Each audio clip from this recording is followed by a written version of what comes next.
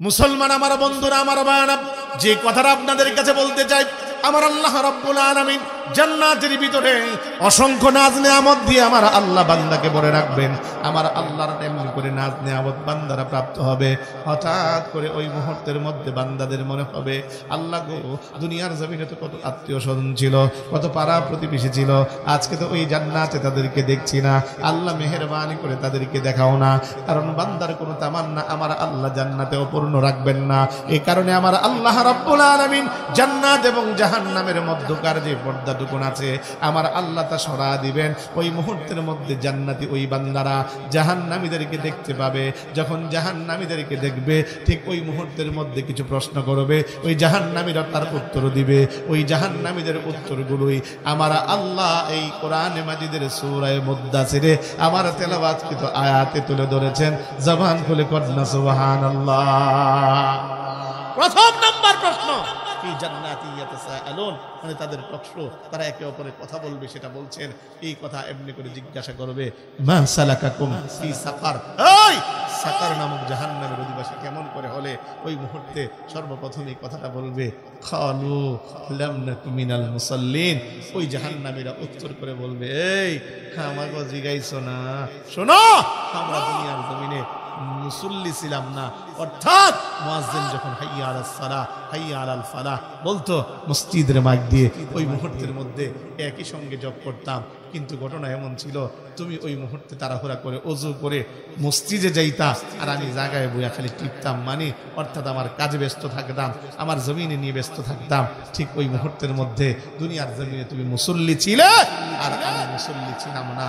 আমার বন্ধু, আমার ভাই, আপনাদের কাছে যে কথাটা আজ বলে দিতে চাই, আজ কেন আজ আমরাও আজ এমনি করে সেই উত্তর যেন না দেয়া লাগে, এই জন্য আপনাদের বিবেকটাকে জাগ্রত করার জন্য আজ এখানে এই বিষয়বস্তু দেওয়া হয়েছে। আমি যে কথাটা বলতে চাই, নামাজ 5 ওয়াক্ত এটা নফল না সুন্নত? সবাই জানে, তাহলে ফরজ এটা জানেন, এটা জানেন সবাই, ফরজ। এই মসজিদে শুধু জিজ্ঞাসা করি, লজ্জা অনেকেই পাবে, যদি জিজ্ঞাসা করি ইশারের নামাজ এটা ফরজ ছিল, এটা পড়ছেননি? আস্তে করে বলবেন, ডাক্তার নয়লি বৃদ্ধ বাবাদেরকেও যদি বলি, বাপ পড়েছেন কি নামাজ? আস্তে করে বলবে, বাবা এখনো পড়ি নাই। আমি বলি, অন্তত পক্ষে দুপুরের খানাটা খাইছেন? এটা কি ছাড়া যায়? অথচ খাবারের ক্ষেত্রে ফরজের কোনো বিধান আছে নাকি? কথা কন না কেন? খাবার খাইলেও কোনো সমস্যা, না খাইলেও সমস্যা নাই, 5 দিন না খাইলেও কোনো মরবেন না। কিন্তু নামাজ না পড়লে দুনিয়াও বরবাদ, আখিরাতও বরবাদ। নামাজ না পড়লে সামান্য কোনো গুনাহ না, কবিরা গুনাহ হয়। নামাজ না পড়লে ওই বান্দার জন্য জাহান্নাম অবধারিত হয়। জোরে কোন ঠিক কিনা? মুসলমান আমার বন্ধুরা, আমার ভাই, আপনাদের কাছে যে কথাটুকু আজ দুনিয়ার এমনি করে বলে যেতে চাই, আপনারা জানেন এই তো শাবান মাস, এর আগের মাস ছিল রজব মাস। নবীজি আমার আপনারা জানেন ঊর্ধ্বগমনে আমার আল্লাহর কাছে গিয়েছিলেন। আমার আল্লাহর সঙ্গে এমনি করে লম্বা কথোপকথন হয়েছে। আমার আল্লাহ ফিরবার পথে আমার নবীকে একটা হাদিয়া দিয়েছিলেন। সেই হাদিয়াটুকুন কি ছিল? সেই হাদিয়াটুকুন হলো 50 ওয়াক্ত নামাজ। আমার নবী যখন ফিরছিলেন, এমনি করে হযরত মুসা আলাইহিস সালামের সঙ্গে আমার নবীর সাক্ষাৎ হলো। যখনই সাক্ষাৎ হলো, জিজ্ঞাসা করলেন, আল্লাহ আপনার হাদিয়া হিসাবে কি দিয়েছে আপনাকে, আপনার উম্মতকে? আমার নবী আবার উত্তর করে বলেন, আমার আল্লাহ পাক রব্বুল আলামিন আমাকে এবং আমার উম্মতকে 50 ওয়াক্ত নামাজ দিয়েছিলেন। এই মুহূর্তের মধ্যে আমার নবী এবার সঙ্গে সঙ্গে কথা বলবার পরে পয়গম্বর মুসা নবী আবার ডেকে ডেকে বলতে লাগলেন, 50 ওয়াক্ত তার মানে হলো, আরে যদি যোহর আর এশারের মতো করে লম্বা করে এই নামাজগুলো হয়, আধা ঘন্টা সময় লাগে, তাহলে কেমন যেন ঘটনা হলো। 50 ওয়াক্ত মানে 24 ঘন্টায়। জীবনে বালেগ হওয়ার পরে ওযু করে মসজিদে ঢোকা লাগতো, মরার পরে এমনি করে খাটিয়া দিয়ে মসজিদ থেকে বের করা লাগতো। জোরে কোন ঠিক কিনা? জোরে বুঝেন নাই মনে হয়? 24 ঘন্টায় যদি 50 ওয়াক্ত আধা ঘন্টা করে যদি নামাজের সময় লাগতো, এমনি করে ওযু কইরা মসজিদে বালেগ হওয়ার পরে ঢোকা লাগতো, মরার সময় মসজিদের খাটিয়া দিয়ে বের করা লাগতো। এবার মনে হয় দ্বিতীয়বার করার পরে দিচ্ছে। পয়গম্বর মুসা পারতো না, তাড়াতাড়ি যাও, গেছে আল্লাহর কাছে। লম্বা ঘটনা। যাওয়ার পরে আসছে, কি করছে আল্লাহ? 5 ওয়াক্ত কমাইছে। ওই চল তাড়াতাড়ি যা, আবার গেছে। এমনি একবার না 9 বার আমার আল্লাহর কাছে গেছে। যাওয়ার পরে প্রত্যেক ওয়াক্তে আমার আল্লাহ 5 ওয়াক্ত করে কমাইছে। 5 ওয়াক্ত করে কমাবার পরে পরিশেষে আছে কয় ওয়াক্ত? সবাই কয় না, জোরে কন 5 ওয়াক্ত। এবার কয় দেখেন 5 ওয়াক্ত আছে, তার মানে হইল 5টা ওয়াক্ত নামাজ অনেক সময় আমার উম্মতকে আল্লাহ দিয়েছিল 2 ওয়াক্ত, এটাই পারে নাই। তাড়াতাড়ি আল্লাহর কাছে যান, যায়া আরো কমায় আনেন। ঠিক ওই মুহূর্তে আমার নবী বলতে লাগলেন, আমার লজ্জা লাগে, আপনার লাগলে আপনি জান। ঘটনাটা কেমন জানেননি? ঘটনাটা হইল, আপনাকেও মনে করেন শিমুলবাগ বাজারে দুধ বিক্রি করে বল্টু, নাম কি? কি নাম? পোলাবেন তখন এগুলোই নাম রাখে, বল্টু, সল্টু, নাট, স্ক্রুপ, ডিলা, কুলুপ নাম রাখে। বাবা কত সুন্দর নাম, আব্দুল্লাহ, আব্দুর রহমান। ও রাখে মনে করেন এটা শর্ট কইরা লাস্টে, খুব সুন্দর নাম। এই নাও জোয়ান আমার যুবক, কি বলো তুমি এগুলো? তোমার একটু হায়া হয় না? লজ্জা লাগে না? আমার নামটাকে কেমনি কর্তন করো? আধুনিক সভ্যতা, ওল্ড মডেলের নাম চলবে না। এখন স্মার্ট স্ট্যান্ডার্ড যুগ আমাদেরকে দিয়েছে, এই যুগে ওই পুরাতন নাম চলে না। কিন্তু নবীজি বলেন, আমার কাছে পছন্দের কিছু নাম আছে। সেই নামটা কি জানো? তিরমিজির বর্ণনা এসেছে, আমার কাছে সবচেয়ে পছন্দনীয় নাম হলো আবদুল্লাহ, আব্দুর রহমান। জোরে কোন সুবহানাল্লাহ। নাম তো এমনই রাখে সমাজের ভিতরে, উল্টু আর বল্টু। বল্টু গেছে মনে করেন বাজারে দুধ বিক্রি করতে, সল্টু গেছে মনে করেন দুধ কিনতে। যখনই কিনতে গেছে, এবার বল্টুরে জিগায়, দোস্ত দুধের দাম কত? বল্টু কয়, দোস্ত দুধের দাম 30 টাকা। এবার ভাববেন না মনে বাজারে 30 টাকা আছে, দুধের দাম কিন্তু বেশি। তাই দোস্ত তোর আব্বার সাথে না আমার আব্বার গভীর সম্পর্ক, ওই ওসিলায় একটু দুধের দাম কমানো যায় না? যা দিলাম 10 টাকা কমাই। আছে কত? একটু পরে ডাক দেয়া কই, দোস্ত তোর আম্মার সাথে না আমার আম্মার সই সম্পর্ক। সই বুঝেন না, এটারও বান্ধবী। যা দিলাম 10 টাকা কমাইয়া। আছে কত? জোরে কন।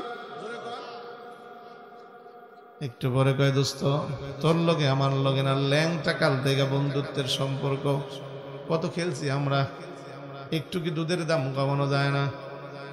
কমানো তো যায়, তবে দুধের কালার আর দুধের কালার থাকবো না। মনে হয় বুঝছেন না? পীর নির্দেশ দিছে, সাবধান মুরিদেরা, দুধের সাথে কিন্তু পানি মিশায় না।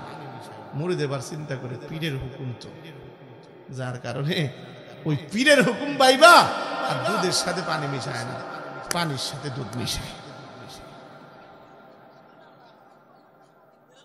বুঝছেন না কথাটা?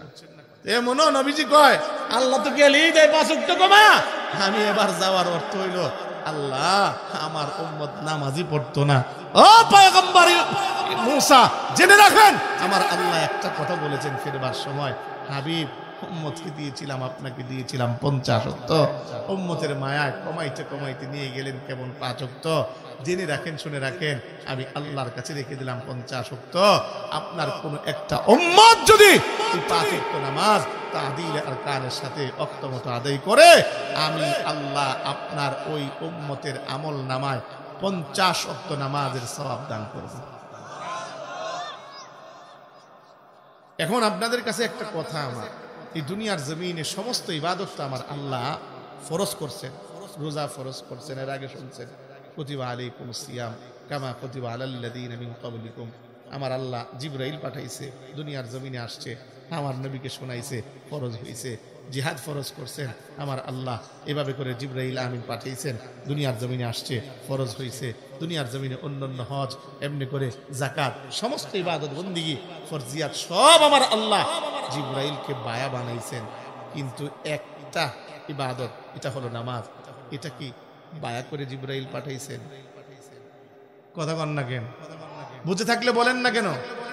না, আমার আল্লাহ তার পেয়ার হাবিবকে নিয়েছেন, স্পেশাল জিনিসটাকে স্পেশাল ভাবে কাছে নিয়ে মুহাব্বতের সাথে আমার আল্লাহ দান করেছেন।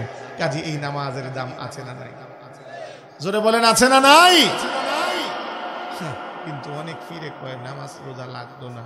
এই ফির কি আসলো হক না বন্ড? জোরে আরো জোরে বন্ড। কাজী সমাজের ভিতরে অন্তত পক্ষে এমন শত পীরের দেখা দিয়েছে যে পীরগুলো আজ বর্তমানে এই বাজার ব্যবসা লইয়া বর্তমানে সমাজের ভিতরে ঢুকে আজ বর্তমানে সমাজের মধ্যে বলছে নামাজ রোজা লাগবো না। ও মুসলমান আমার বন্ধু আমার ভাই, যে কথাটা আজ আপনাদের মাঝে বলে যেতে চাই, এই দুনিয়ার জমিনে নামাজ ছাড়া কোনো বিকল্প নাই। রাসূলুল্লাহ বলেন একজন মুমিন আর একজন কাফেরের মাঝে পার্থক্য হলো মুমিন নামাজ পড়ে আর কাফের সে নামাজ পড়ে না। আমার বন্ধুরা, এই জন্য রাসূলুল্লাহ বলেন এই দুনিয়ার জমিনে উম্মত নামাজ পড়ো, নামাজ পড়ো, কারণ নামাজ পড়ার কারণে তোমার ইহকালেও শান্তি হবে, পরকালেও শান্তি হবে। নামাজ প্রতিষ্ঠা হলে সমাজে মারামারি থাকবে না, কাটাকাটি থাকবে না, লুটতরাজ থাকবে না, সমাজের মধ্যে বিশৃঙ্খলা হবে না। ঘোষণাটা আমার আল্লাহ এভাবে করে দেন, ইন্নাস সালাতা তানহা আনিল ফাহশাই ওয়াল মুনকার। আরে দোস্ত, এতটুকু না, এই নামাজ যদি সমাজে প্রতিষ্ঠিত হয়ে যায় অন্তত পক্ষে সমাজের মধ্যে বিশৃঙ্খলা হবে না। না সমাজ এমনি করে নামাজ যদি ঘরের ভিতরে প্রতিষ্ঠিত হয়ে যায় ঘরের ভিতরে শান্তি এসে যাবে। নামাজ যদি এমনি করে ব্যক্তি জীবনে এসে যায় ব্যক্তি জীবনের গুনাহ মাফ হবে, ব্যক্তি জীবনের মধ্যে টেনশন মুক্ত হবে। এই জন্যই নবী করিম সাল্লাল্লাহু আলাইহি ওয়াসাল্লাম উম্মতকে বারবার একটা কথাই বলেছেন, উম্মত নামাজ পড়ো, উম্মত নামাজ ধরো। আমার দোস্ত, আমার বন্ধু, আমার ভাই, আর কেমন করে আপনাদেরকে বলবো, এই দুনিয়ার জমিনে উম্মত যখন নামাজ পড়ে আমার আল্লাহ খুশি হন। আমার আল্লাহ তার আমল নামা থেকে নেকগুলোকে এমনি করে নেক দান করেন, তার আমল নামায় গুনাহগুলোকে জড়িয়ে দেন। এমনি করে ইবনে মাজার এক বর্ণনা, নাসাইর এক বর্ণনা এসেছে, হযরত সালমান ফারসি রাদিয়াল্লাহু তাআলা আনহু তিনি একদিন যাচ্ছিলেন, হঠাৎ করে এক শুকনো ডালা দেখে সাহাবায়ে আজমাইনের সামনে এভাবে করে নারা দিলেন। যখনই নারা দিলেন সঙ্গে সঙ্গে গাছের পাতাগুলো পড়ে গেল। আল্লাহর নবীর সাহাবীকে এবার প্রশ্ন করেন, ও নবীর সাহাবী সালমান, তাহলে আপনি এমন কাজটা কেন করলেন, অযথা অহেতুক কাজটা কেন করলেন? আল্লাহর নবীর সাহাবী হযরত সালমান ডাক দিয়ে বলতে লাগলেন, ভাই শোনো, এই কাজটা আমি অহেতুক করি নাই, বরঞ্চ আমার নবীকে দেখেছি। জোরে কোন সুবহানাল্লাহ। মুসলমান আমার বন্ধুরা, আমার ভাইরা, হযরত সালমান ফারসি রাদিয়াল্লাহু তাআলা আনহু তিনি আবার ডেকে ডেকে বলতে লাগলেন, শুনেন গো, তার কারণটুকু হলো বিশ্ব নবী রাহমাতাল লিল আলামিন তিনার সঙ্গে আমি একদিন যাচ্ছিলাম, ঠিক ওই অবস্থার ভিতরে একজন আমি এই মুহূর্তে নবীকে দেখতে পেলাম। আহারে আমার নবী ঠিক ওই মুহূর্তে একটা শুকনো ডালার ভিতরে নাড়া দিলেন, সঙ্গে সঙ্গে গাছের পাতাগুলো ঝরে পড়ে গেল। নবীকে জিজ্ঞাসা করলাম, ইয়া রাসূলুল্লাহ, কেন এই কাজটা করলেন? নবী আমার উত্তর করে বলে, সালমান রে, কেন কাজটা করলাম তুমি বোঝো নাই? তুমি কি দেখেছো? বলে, ইয়া রাসূলুল্লাহ, দেখতে পেলাম শুকনো ডানাগুলোর মধ্যে নাড়া দেওয়ার কারণ হয়ে গেল। নবী আমার ডেকে ডেকে বলেন, রে সালমান শোনো, আমার কোনো একটা উম্মত যদি এই দুনিয়ার জমিনে এমনি করে 5 ওয়াক্ত নামাজ এমনি করে আদায় করে, তাহলে আমার আল্লাহ রাব্বুল আলামিন তেমনি করে যেমনি করে শুকনো ডালার ভিতরে নাড়া দেওয়ার কারণে পাতাগুলো ঝরে পড়ে গিয়েছে, ঠিক তথাপি এমনি করে আমার উম্মতের আমল নামা থেকেও আমার আল্লাহ তার গুনাহগুলোকে জড়া দেন। জবান খুলে কন্যা সুবহানাল্লাহ। ও মুসলমান আমার বন্ধুরা, আমার ভাইরা, নবী বড় দৃষ্টান্ত দিয়ে বলেন, রে আমার সাহাবীরা বলো, যদি একটা মানুষের বাড়ির পাশে একটা পুকুর থাকে, সেই পুকুরের ভিতরে অন্তত পক্ষে 5 বার সে গোসল করে, তার গায়ের মধ্যে কোনো ময়লা থাকতে পারে নাকি? নবীকে এবার উত্তর করে বলে, ইয়া রাসূলুল্লাহ, পশ্চিমকালেও তার গায়ের ভিতরে ময়লা থাকতে পারে না। নবী এবার উত্তর করে বলেন, সাহাবীরা রে, তাহলে শোনো, একজন মানুষ যদি 5 ওয়াক্ত নামাজ আদায় করে, আমার আল্লাহ রাব্বুল আলামিন তার এমনি করে আমল নামার ভিতরে কোনো প্রকারের গুনাহের ময়লাও রাখেন না। এজন্য আপনাদের কাছে একটা কথাই বলে দিতে চাই, ব্যক্তি জীবন যদি সুন্দর করতে চান তাহলে নামাজ অন্তত পক্ষে নিজে পড়েন। ব্যক্তি সমাজ জীবন যদি সুন্দর করতে চান সমাজের মধ্যে নামাজের জন্য তালকিন করেন। আমার বন্ধুরা, আমার ভাইরা, আর এই দুনিয়ার জমিনে আমার নবী কেবলমাত্র নামাজের জন্যই উম্মতেরকে বারবার ডেকেছেন, উম্মতের জন্য নামাজের কথা বারবার বলেছেন, কারণ আমার নবী জীবনের মধ্যে শত ব্যথা বেদনা পেয়েছেন, কিন্তু উম্মতকে নামাজ শিখাবার জন্য যখন নাকি বাইতুল্লাহর সামনে সিজদায় ছিলেন, ওই অবস্থায় এমনি করে বেঈমানরা যখন নবীকে আঘাত করেছে, নবীর ওঠের উপরে পিঠের উপরে যখন ওঠের নাড়াই বুড়ি চাপিয়ে দিয়েছে, ওই নবী এমনি করে বেঈমানদের জন্য বড় বদদোয়া করেছিলেন। নবী বড় গুসা হয়েছিলেন। তার কারণ হলো এই দুনিয়ার জমিনে নামাজ কেবলমাত্র আল্লাহর সাথে এমনি করে বান্দার মোলাকাত, আল্লাহর সাথে বান্দার মহাব্বতের সম্পর্ক স্থাপন। ও আমার বন্ধুরা, আমার ভাইরা, আপনারা অনেকে ভাবেন নামাজ পড়লে আমার কি হবে? আরে না না না, এই দুনিয়ার জমিনে আপনি যেমন করে একজন চেয়ারম্যান, মেম্বার, এমপির সাথে কথা বললে অন্তরটা ঠান্ডা বান্দা হয়ে যায়। ইমানদার এমনি করে কোনো বান্দা যখন নাকি নামাজে দাঁড়ায়, সে যখন এমনি করে বলতে থাকে আল্লাহর সঙ্গে কেমন যেন সে কথা বলতে থাকে। বান্দা যখন নামাজে দাঁড়ায় সূরা ফাতিহা যখন বান্দা পড়ে, ঠিক ওই মুহূর্তের মধ্যে বান্দা যখন বলতে থাকে আলহামদুলিল্লাহি রাব্বিল আলামিন, আমার আল্লাহ তিনি ডেকে ডেকে বলেন হামিদানি আবদি, ও ফেরেশতারা তাকা দেখ আমার বান্দা আমার এমনি করে প্রশংসা করছে। যখন বলি আর রহমানির রহিম, তখন এমনি করে আমার মালিক বলেন মাজ্জাদানি আবদি, আমার বান্দা আমারই তখন কীর্তন করছে। যখন আমি আপনি বলি ইয়াক, আমি আপনি যখন বলি মালিক ইয়াউমিদ্দিন, আমার আল্লাহ ওই মুহূর্তের মধ্যে বলেন আসনা আলাইয়া আবদি। যখন আমি আপনি বলি ইয়াকা না'বুদু ওয়া ইয়াকা নাস্তাইন, তখন আমার আল্লাহ তিনি ডেকে ডেকে বলেন ফেরেশতারা রে, এটা আমার আর আমার বান্দার একান্তই কথা। যখন নাকি আমি আপনি বলতে থাকি ইহদিনাস সিরাতাল মুস্তাকিম সিরাতাল্লাযীনা আন'আমতা আলাইহিম গায়রিল মাগদুবি আলাইহিম ওয়ালাদ-দাল্লিন, যখন এই তামান্নাটুকু আল্লাহর কাছে পেশ করি, আমার আল্লাহ ডেকে ডেকে বলেন ফেরেশতা বান্দা কিচ্ছু চাই নাই, হেদায়েতের পথ চেয়েছে, যা আমি আল্লাহ তার জন্য হেদায়েতের দ্বারকে উন্মুক্ত করে দিলাম। জবান খুলে কন্যা সুবহানাল্লাহ। এজন্য বলি যে পীর বলবে যে দুনিয়ার জমিনে নামাজ রোজা রাখবে না, আমি তার জান্নাতের এমনি করে নিয়ে যাব। আমার দরবারে একটা খাঁটি দিলে, আমার দরবারে একটা গরু দিলে, মহিষ দিলে, খোদার কসম ওই পীর এমনি করে হক না, সেই পীর বন্ড। ঠিক কিনা ধরে বলা মুসলমান?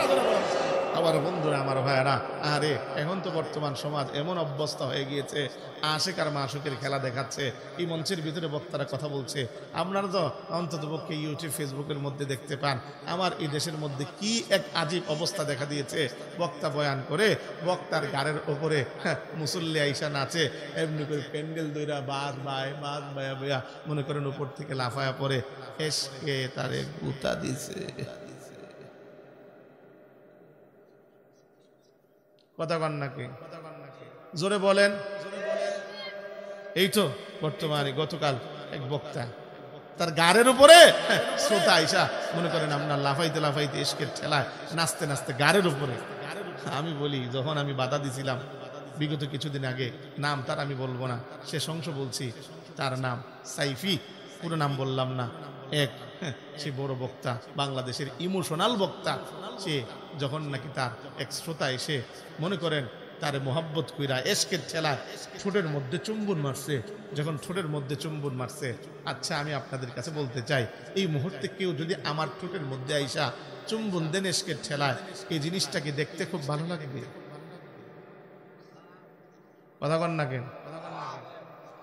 আমি যখন এটার প্রতিবাদ করেছিলাম, তখন কিছু কিছু মানুষ আমাকে এহান ধরনের বকাবাজ্য করেছে, যা বলা বাহুল্য। কিছু কিছু মিডিয়া পর্যন্ত লেখছে, কোথায় মাইজি, কোথায় সাইফি, মানে তার সাথে আমার তারতম্য বোঝাচ্ছে। অর্থাৎ সেই বড় জনপ্রিয় ব্যক্তি। আমি বলি খোদার কসম, বাইতুল্লাহর সামনে এমনি করে প্রস্তাব করে যে এমনি করে দুনিয়াতে ভাইরাল হয়, ওর ভাইরাল কোনোদিন আমি বলি কোনো বিন্দু পরিমাণ দাম নাই, বরঞ্চ ওর কপালে জুতার বাড়ি। জোরে কোন ঠিক কিনা? আমার বন্ধুরা, আজ সমাজের ভিতরে এমন পরিস্থিতি দেখা দিয়েছে, এগুলো আজ সমাজের এই পীর মুরিদির খেলা দেখাইতে যায়া এগুলো করছে। তবে আমি একটা কথাই বলতে চাই, যারা হক্কানি পীর বুজুর্গ, এমন অনেক এমনি করে জামাত আছে, যেমন চরমনাই পীর আল্লামা ফজলুল করিম রহমাতুল্লাহ দামাত বরকাতুহুম, এমনি করে ফজলুল করিম রহমাতুল্লাহ আলাই তিনি যখন বয়ান করতেন, মানুষের মধ্যে এক হালত চলে আসতো। ওই অবস্থার ভিতরে তারা কিন্তু মানুষদেরকে প্রতিরোধ করতেন। যেমন শাইখে চরমনাই আমরা দেখেছি কিছুদিন আগে, যখন এক মুরব্বী তিনারা চুম্বন করতে গেছে, তিনি আস্তে করে বুকের ভিতরে ধাক্কা দিছে। তার মানে তিনি এটা বোঝাতে চান না, এটা আমরা অ্যাকসেপ্ট করি না, গ্রহণ করি না। আমনি করে আমাদের শাইখুল হাদিস ইবনে শাইখুল হাদিস আল্লামা মামুনুল হক হাফিজাহুল্লাহ, তিনাকেও যখন একজন চুম্বন করতে গেছে মোহাব্বতে, ওই মুহূর্তে ধাক্কা দিয়ে ফেলে দিয়েছে। কিন্তু আমাদের সমাজে এমন কিছু বাজে হুজুর আছে, চুম্বন দিলে ওই অবস্থায় সে আবার খুশিও হয়, আবার কয় মা বলেছে আপনাকে চুম্বন দিতে পারলে মা বিরিয়ানি রান্না করে খাওয়াবে। তা আমি বলি, তোমার মাঝে আর তার মাঝে পার্থক্য কোথায়? আজ চুম্বন দিছে, আজ বর্তমানে গাড়ের উপরে উঠে দেখাচ্ছে। আমি একটা কথা বলি, এই কথাটুকুন ভালোভাবে মনে রাখবেন, যেই বক্তা এই কার্যকলাপ করে, ওই মজলিসে এমন শ্রোতা কার্যকলাপ করে, আস্তে করে একটা করে পিন রাখবেন, গুতা দিয়া দেখবেন ওর আসলে কি আসে না মনে করেন আপনার বক্তা আর শ্রোতার ভাইরাল হওয়ার দান্দা। কথা কোন ঠিক কিনা? আরো জোরে বলেন ঠিক কিনা? আস্তে করে পিনটারে ঢুকা দিবেন ঠিক মতো, জায়গা মতো। আমি বলি অন্তত পক্ষে ইসলামকে এমনি করে মানুষের সামনে কলুষিত করার এই ধান্দা ছাড়া আর অন্য কোনো ধান্দা না, জোরে কোন ঠিক কিনা? আমার বন্ধু, আমার ভাই, তাই আজ বর্তমানে হকের লেবাসকে লাগিয়ে সমাজের ভিতরে আজ বিশৃঙ্খলার চেষ্টা করছে। তবে আমি আপনাদের কাছে যে কথাটা বলতে চাই, জমিনে যেই হোক না কেন, আজ অসঙ্গতিপূর্ণ শরীয়তের দৃষ্টিগত কোনো কাজ করবে, সে যেই হোক, আমরা খোদার কসম তাকে বরদাস্ত আমরা কোনোদিন করিনি, আমরা করবও না, জোরে কোন ঠিক কিনা? আমার বন্ধু, আমার ভাই, আপনাদের কাছে যে কথাটা বলে যেতে চাই, এই নামাজ এই দুনিয়ার জমিনে আবার আল্লাহ ফরজ করেছেন। নবী তামাম জিন্দেগিতে নামাজ পড়েছেন, হায় উম্মতের জন্য নামাজের কথা বলেছেন। আমার বন্ধুরা, আমার নবী বারবার ইন্তেকালের আগেও উম্মতদেরকে নামাজের কথা বলেছেন। কেমন নামাজের কথা বলেছেন? আহা, আমার নবী বিশ্ব নবী রাহমাতুল লিল আলামিন দুনিয়ার জমিন থেকে যেদিন বিদায় হয়ে যাবেন, ঠিক ওই মুহূর্তের মধ্যে ফজরের ওয়াক্তে আমার নবীজি হযরত আয়েশাকে ডেকে ডেকে বলতে লাগলেন, আয়েশা, একটা কাজ করো না আয়েশা, আরে আমার ঘরের পর্দাখানা একটু সরায় দাও, আমাকে একটু তুলে ধরো। আমার নবী ওই মুহূর্তে তিনি তাকা দেখলেন, পর্দাখানা সরানোর পরে আমার নবীর মসজিদে হযরত আবু বকরের ইমামতিতে হযরত সাহাবায়ে আজমাইন পুরো মসজিদ ভরপুর হয়ে ফজরের নামাজ আদায় করছে। নবী আমার ডেকে ডেকে বলেন, আয়েশা, এবার পর্দাখানা চাপায় দাও। আমার নবী যখন পর্দাখানা চাপালেন, ওই মুহূর্তের মধ্যে নবীজি চোখের পানি ছেড়ে দিয়ে বলতে লাগলেন, আয়েশা, আমার তামাম জীবনের সমস্ত কষ্ট সফল হয়েছে রে আয়েশা। আমি যে এমনি করে 23 বছর বেঈমানদের হাতে মার খেয়েছি, আমার জীবনের মধ্যে এমনি করে শিয়াবে আবি তালেবে বন্দী ছিলাম, আমার পিঠটাকে যে আমি এমনি করে জাজরা করেছি বেঈমানদের পাথরের আঘাতে, আমি যে খিদার তাড়নায় ছটফট করেছিলাম, ও আয়েশা, আমার সমস্ত কষ্ট সফল হয়েছে। কারণটুকু কি জানো? আজ আমি আমার বিদায় লগ্নে আমার উম্মতকে আজ মসজিদে ফজরের ওয়াক্তে দেখতে পেয়েছি। জবান খুলে কন্যা সুবহানাল্লাহ। আমার বন্ধু, আমার ভাই, আমার নবীজির জীবনের শেষ একটা লফজ এটাই ছিল, আসসালাত আসসালাত, উম্মত, নামাজ নামাজ। নওজোয়ান আমার বন্ধু, আমার ভাই, কেন তুমি করবা না নামাজ? বলো, নামাজ তুমি কেন পড়তে চাও না? বন্ধু বলো, তোমার ব্যস্ততা অনেক, তাই না? তুমি অনেক সময় বিভিন্ন সময় কাটানো লাগে। আমার বন্ধুরা, তোমার ফেসবুককে সময় দেওয়ার তোমার সময় হয়, বান্ধবীকে সময় দেওয়ার তোমার সময় হয়, বন্ধুকে সময় দেওয়ার তোমার সময় হয়, কিন্তু নওজোয়ান আমার বন্ধুরা, আমি তুমি নামাজকে নামাজ পড়তে চাও না। ও বৃদ্ধ বাপ, আপনিও নামাজ পড়তে চান না, আপনি কেন পড়বেন না নামাজ? ভাবছেন আরো কিছুদিন ভাববো। আরে বাপ, অন্তত পক্ষে আমি যেই কথাটা আপনাদের কাছে বলে যাই, আহারে, আপনার চুলদারি না পাইকা সাদা হয়ে গেছে, মৃত্যুর এলান না আপনার এসে গিয়েছে, বারবার আপনাকে তো খবর ডাকছে আর বলছে, আমি তো একাকিত্বের ঘর, আমি সাপ বিচ্ছুর ঘর, আমি পোকা মাকড়ের ঘর। আরে ওই কবর না আপনাকে বারবার করে ডাকছে। কেন বাপ সতর্ক হন না? অনেকে এই কথা ভেবে বসে আছে, না মরবো না, অনেকদিন করে মরবো না। আমার মালিকের ঘোষণাখানা শুনেন, আমার মালিক এভাবে করে বলেন, কুল্লু নাফসিন যায়িকাতুল মাউত, প্রত্যেককে মৃত্যুর স্বাদ আস্বাদন করতে হবে। আর এতটুকু না, নওজোয়ান, তুমি ভাবছো এখনো আমি মরবো না, আমি এই কথা আপনাদেরকে বলতে চাই, না নওজোয়ান, এই মরার কোনো সিরিয়াল নাই। কারণ কবি বড় সুন্দর করে বলেন, এহি হাম সব মুসাফির হে, ওহি আখির ঠিকানা, কুই আগে রওয়ানা হয়, কুই পিছে রওয়ানা। এই দুনিয়ার জমিনে আমি আপনি হলাম মুসাফির। আসার বেলায় বড় সিরিয়াল আছে, কিন্তু যাবার বেলায় কোনো সিরিয়াল নাই। হায় হায়, এমনও তো ঘটনা গইটা যায়, আসার সময় এমনি করে আসে তো দাদা, তারপরে আসে বাবা, তারপরে আসে বড় ভাই, তারপরে আসে ছোট ভাই, কিন্তু যাবার বেলায় এমন ঘটনা গইটা যায়, বাবার আগে সন্তান চইলা যায়, বাবা চোখ এমনি করে কাঁদতে কাঁদতে বগো বাসায়। হায়, এই তো কিছুদিনের মাঝে আমি দুইটা নতুন নতুন ঘটনা আমি যখন দেখলাম, আমার এমনি করে অন্তরের মাঝে এই কথা শিক্ষা হয়ে গেল, আজ এই দুনিয়ার জমিনে আমি আপনি চিরস্থায়ী না। আরে, যে কোনো মুহূর্তে যে কেউ চলে যেতে পারে। এই তো রিসেন্টলি ঘটে যাওয়া এক ঘটনা, আমার তোমার পরিচিত এক বক্তা, আমরা সকলেই যার কণ্ঠে অনেক বয়ান শুনেছি, নাম তার আমাদের ব্রাহ্মণবাড়িয়ার কৃতি সন্তান মুফতি আমজাদ হোসেন আশরাফি দামাত বারকাতুহু। এত বড় একজন আলোচক আপনাদের এই সুনামগঞ্জের মাটিতেই ছিল। ওই মুহূর্তের মধ্যে দুপুর বেলায় ফোন আর বিকাল বেলায় ফোন আসলো, সন্তান তার কেবলমাত্র 14 বছর বয়স, আয়াজ মাহমুদ তার নাম। ঠিক ওই মুহূর্তের মধ্যে বাসা থেকে ফোন আসছে, স্বামী, আমার সন্তানের পাতলা পায়খানা হয়েছে, ডায়রিয়া হয়েছে। কিন্তু ওই রাত্রেবেলা যখন নাকি তিনি পোস্ট করেন, সেই মুহূর্তে তিনি লেখেন তার সন্তান আর দুনিয়ার জমিনে নাই। আয় ওই আমার আমজাদ ভাইকে একবার যে জিজ্ঞাসা করো দুনিয়াটা কেমন। আরে এতটুকু না, তোমাদেরকে কেমন করে বলবো নওজোয়ান, দুনিয়া নিয়ে বড় স্বপ্ন দেখো বন্ধু, তাই না? আরে আমার মাদ্রাসায় আছো তো বেফাকের পরীক্ষা হয়েছে, আমার একটা ঢাকার ভিতরে মহিলা মাদ্রাসা আছে, দাওরাই হাদিস পর্যন্ত। আমার মাদ্রাসা হলো মারকাজ, অর্থাৎ এখানে সমস্ত আশেপাশের মাদ্রাসাগুলো এসে পরীক্ষা দেয়। কিন্তু আমি আজ অন্তত পক্ষে সমস্ত নাহবিমিরের সমস্ত প্রবেশপত্রগুলো সারা সপ্তাহে বিতরণ করলাম, কিন্তু একটা প্রবেশপত্র বিতরণ করতে পারলাম না। সে প্রবেশপত্রটা একটা সপ্তম শ্রেণীর মেয়ে, নাম তার মাইমুনা আক্তার। এই দুনিয়ার জমিনে সেও ছিল, সে দুনিয়ার জমিনে তারও স্বপ্ন ছিল অনেক দিন বাঁচবে, বেঞ্চে বসে সে এমনি করে পরীক্ষাটুকুন বেফাকের দিবে। কিন্তু ঘটনা কেমন হলো, এই মুহূর্তের মধ্যে তার কেবলমাত্র শুনতে পেলাম সে অসুস্থ। কিন্তু কি অসুস্থ হলো, যখন ডাক্তার কোনো কিছু ধরতে পারে না, পরবর্তীতে যখন এমনি করে হঠাৎ করে শুনি হায় সে আইসিইউ এর মাঝে ভর্তি। ঠিক ওই অবস্থার ভিতরে আমরা যখন মাদ্রাসায় দোয়ার হালতে সকলকে নিয়ে বসলাম ওই মুহূর্তের মধ্যে সুস্থতার জন্য, কিন্তু দোয়ার মাঝখানে খবর আসে দুনিয়ার জমিনে সেও নাই, কেবলমাত্র বয়স মাত্র 14 বছর। এটা দোস্ত নওজোয়ান, আমার যুবক, আমার বন্ধু, আমার ভাই, ওই বাবা যখন এসে আমার কাছে বলে, হুজুর কোনোদিনও ভাবি নাই আমার আগে আমার সন্তান চলে যাবে, এমন সন্তানের লাশটাকে নিয়ে আমার কবরের দিকে যেতে হবে। আমার আমজাদ ভাই এই কথাই বারবার ডেকে ডেকে বলে, কোনোদিনও তো স্বপ্নও দেখি নাই আমার সন্তানটা আমার আগে যাবে। আমার এই ছোট্ট সন্তানটা যখন নাকি আমাকে এভাবে ফোনে ফোনে বারবার বাবা বাবা বলে ডাকতো, প্রথম শব্দ তার বাবা উচ্চারিত আমাকে বারবার বলে ডাকতো, মোহাব্বতে বাহিরে যেতে বড় কষ্ট হতো। আমিও তখন এই কথাই ভাবি, আমার সন্তান তো আমার এই ঠিক 1 বছরে আহারে প্রতিটা মুহূর্তে প্রত্যেকটা ভাবে এমনি করে লাইভে ফোন দিয়ে আমি কথা বলি বাবা বাবা ভালো লাগে। তার সন্তানটাও তো এমন ছিল। এটা আমার বন্ধু, আমি তোমাদেরকে বলে যাই বন্ধু, অন্তত পক্ষে দুনিয়ার সাথে মনটারে লাগা দিও না। দুনিয়ার মধ্যে তুমি নিজেকে চিরস্থায়ী ভেবো না। এই দুনিয়া তোমার চিরস্থায়ী না, এই দুনিয়া তোমার ক্ষণস্থায়ী। এই দুনিয়ার জমিনে তুমি থাকবে না। অন্তত পক্ষে তোমার বলি বন্ধু, কবি বড় সুন্দর করে বলেন, জাগা জি লাগানে কে লিয়ে এ দুনিয়া নেই হে, ইবারত জাহে তামাশা নেই হে। আরে মন লাগানোর জায়গায় দুনিয়া না, মন লাগানোর জায়গা হলো আখিরাত। এই দুনিয়ার জমিনে আইসা আজ দালান কোঠা বাড়ি গাড়ি পাইটা আজ তুমি আপনি দুনিয়ার মধ্যে এমন ভাবে মশগুল হয়ে গেছি, ভাবছি দুনিয়ায় আমার মধ্যে আসল, দুনিয়া এমনি করে রঙের ঘুড়ি আজ উড়াচ্ছে। তুমি জেনে রেখো বন্ধু, ছোট্টকালে তুমিও ঘুড়িটাকে বানায়া আসমানে যখন উড়া দিয়েছ, ঠিক ওই মুহূর্তের মধ্যে আসমানে যাবার পরে ঘুড়িও কিন্তু এটাই ভেবেছে আমারে কেউ পাবে না, আমারে কেউ ছুবে না। কিন্তু সন্ধ্যা যখন গনায় আসছে, ওই ঘুড়ি আর আসমানে থাকতে পারে নাই।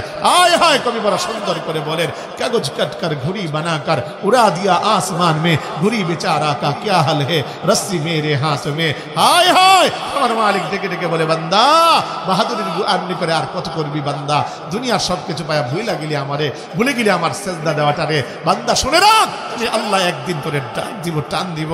সেই দিনটা কোন দিন জানিস? সেই দিনটা হলো মালাকুল মাউত আজরাইল আমি যেদিন পাঠাবো, ইদা জা আজালুহুম লা ইস্তাখিরুনা সাআতাও ওয়া লা ইস্তাকদিমুন। থাকতে পারবি না, থাকতে পারবি না, 1 সেকেন্ড এদিকও হবে না সেদিকও হবে না। এজন্য আমার বন্ধু, আমার ভাই, যে কথাটা আজকে আপনাদের কাছে বলে যেতে চাই, সেই কথাটুকুন হলো, এই দুনিয়ার সাথে মন লাগায়েন না। দুনিয়া কেমন জানেন? দুনিয়াটা হলো এমন যে এমনি করে দুনিয়ার ব্যাপারে কবি বড় সুন্দর করে বলেন, কবি সুখ হে কবি দুঃখ হে, यही का नाम दुनिया है, अभी क्या था अभी क्या है, यही दुनिया बदलती है। আরে দুনিয়ার রং তো বদলায়, কিন্তু আমার আল্লাহর সেই জান্নাতের রং বদলায় না। দোস্ত আমি তোমাদেরকে বলি, অন্তত পক্ষে দুনিয়ার জমিনে মালিককে সন্তুষ্ট করে জান্নাতের দিকে যাও, সেখানে তোমার কোনো পরিবর্তন হবে না। এজন্য আমার মালিক বলে, বান্দা যেতে পারবি না কোথাও না, কোথাও না, ও ইলাইহি তুরজাউন। বান্দা আমার কাছেই তোরে আসতে হবে, আমি আল্লাহর সামনে তোরে দাঁড়াতে হবে। আহারে বান্দা কি নিয়ে আসবি তুই আমার সামনে যে দাঁড়াবে? আমার আল্লাহ বলেন, ওয়াল তানজুরু নাফসুম মা কদ্দামাত লিগাদিন ওয়াত্তাকুল্লাহ। বান্দা কিছু প্রেরণ করো না, আমি আল্লাহর কাছে পাঠায় আসো না। এজন্য রাসূল বলেন, ও আমার উম্মত, জেনে রেখো পরকালে যে যাবা, আল্লাহর সামনে যে দাঁড়াবা, আল্লাহর সামনে থেকে তো দাঁড়ানো ছাড়া কেউ বাঁচতে পারবা না। এজন্য কবি বড় সুন্দর করে বলেন, আরে আকিল না হো গাফিল, तुझे एक दिन ये दुनिया से जाना है, तुझे एक दिन ये मोह अपने रब को दिखाना है। আহারে দুনিয়ার জমিন থেকে যাওয়াই লাগবে, আল্লাহর সামনে দাঁড়ানো লাগবে, আল্লাহর সামনে জীবনের হিসাব দেওয়া লাগবে। হায় নিজের জীবনের হিসাব দেওয়া কেমনি করে লাগবে? পাই টু পাই হিসাব আমার আল্লাহর সামনে দেওয়া লাগবে।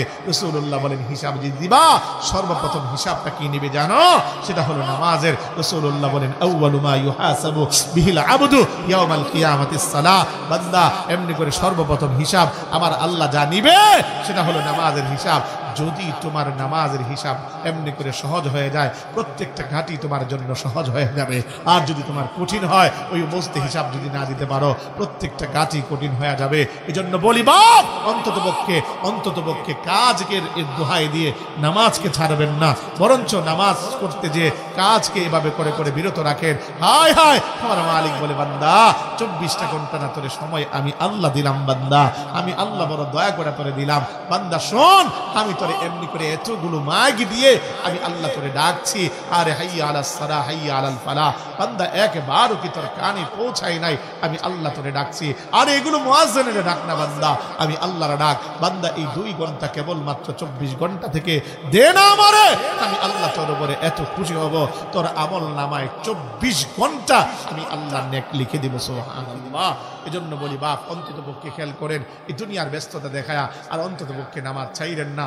কারণ আমার এমনি করে আমার আল্লাহ বলেন, বান্দা দুনিয়াও কামা আমি না করি না, দুনিয়া তো তোর লাগবে। ফাইদা কুদিয়াতিস সালাত ফান্তাশিরু ফিল আরদ ওয়াবতাগু মিন ফাদলিল্লাহ। বান্দা দুনিয়ার জমিনে যখন নামাজ তোর শেষ হয়ে যাবে, ঠিক ওই মুহূর্তের মধ্যে জমিনে বিচরণ কর, জমিনের মধ্যে থেকে যা কিছু এমনি করে রিজিক তালাশ করার তালাশ কর, আমি আল্লাহ তোরে দিব, বরকত দিব। এরা আমার বন্ধু, আমার ভাই, যে কথাটা আপনাদের কাছে বলতে চাই, জাহান্নামের কথা বলবে লাম নাকু মিনাল মুসাল্লিন, জাহান্নামে জন্য গিয়েছি, নামাজ পড়ি নাই বিদায়। এজন্য আপনাদের কাছে বলি, দোহাই আপনাদের কাছে, অন্তত পক্ষে জাহান্নামে যাওয়ার সেই চিন্তা চেতনা করবেন না। জাহান্নামে অন্তত পক্ষে বেনামাজি যায়, বেনামাজি যাবে। এজন্য আপনাদের কাছে অনুরোধ জানা যায়, আমরাই আপনি জান্নাতি হই, এটাই আমার তামান্না। এই দাওয়াতটুকুন দেওয়ার জন্য দূর থেকে আপনাদের কাছে এসেছি। বন্ধু আমার, আজ থেকে অন্তত পক্ষে ওয়াদা দিবা, জিন্দেগিতে আর কোনোদিন নামাজ ছাড়বা না। বিশেষ করে নওজোয়ান আমার কাফেলা, আমি তোমাদেরকে বলি বন্ধু, আজ এই যুব সমাজ কিদিরপুরের আজ এখানে জান্নাতের বাগান সাজিয়েছ।